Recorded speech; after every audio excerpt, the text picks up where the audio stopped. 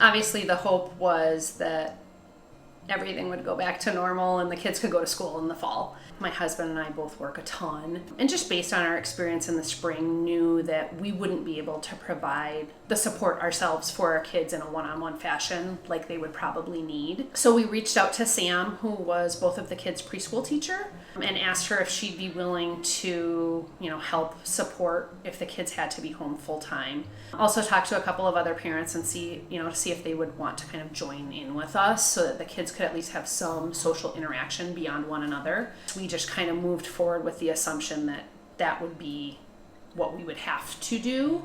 The planning that the teachers have done, they've had more time to plan.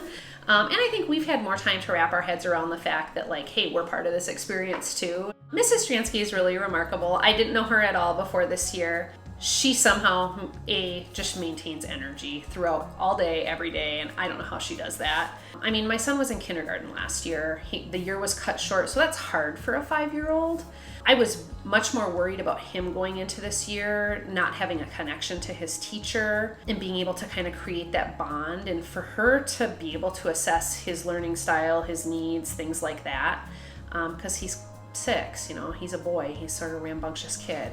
She gets him. I don't know how she gets him, but she engages him in a way that makes sense for him. She understands his learning style, and I've seen him make big strides in his reading and math, and I have to believe that that's attributable to her. He wouldn't just be doing that on his own.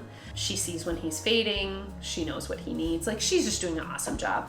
She knows how to work it to the kids' level, so that if they didn't have someone sitting right by their side, they could probably navigate it on their own. So she's just doing a really good job of guiding the kids and providing equal attention to the virtual kids.